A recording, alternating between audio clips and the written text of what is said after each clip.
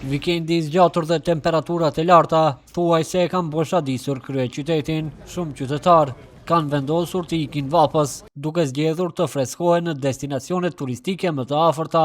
Lëvizje reduktuar vërehet edhe në tregun e Gjelbërt, ku numri i blerësve është dukshëm më i vogël krahasuar me ditët e zakonshme.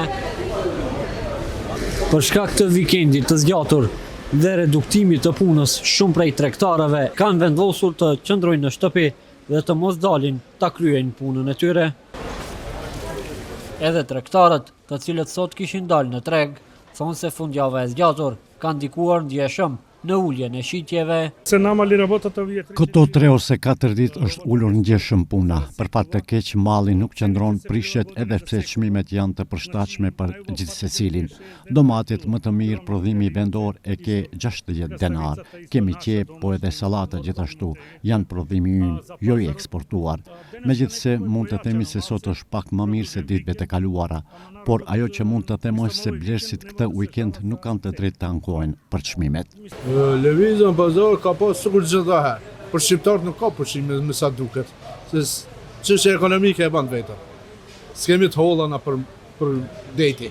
Pa e kona shumë lish vallaj. Çështë njerëzit ka pak.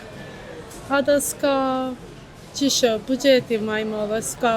Përveç tregut të Gjelbërt, fundjavë e zgjatur e ka heshtur edhe Çarshinë e Vjetër, e cila zakonisht është pjesa më e zgjormshme dhe më e vizituar nga qytetarët. Përveç tregut të Gjelbërt, vikendi i zgjatur ka çuar në pushime edhe shitësit në Çarshinë e Vjetër dhe si rrjedhoi, shumë dyqane janë të mbyllura. Zhurma e tregut të Gjelbërt dhe Çarshisë së Vjetër është zhvendosur në pikat kufitare, ku shumë qytetarë presin në kolona për të kthyer në shtëpitë e tyre për të vazhduar nga nesër aktivitetet dhe obligimet e përditshme.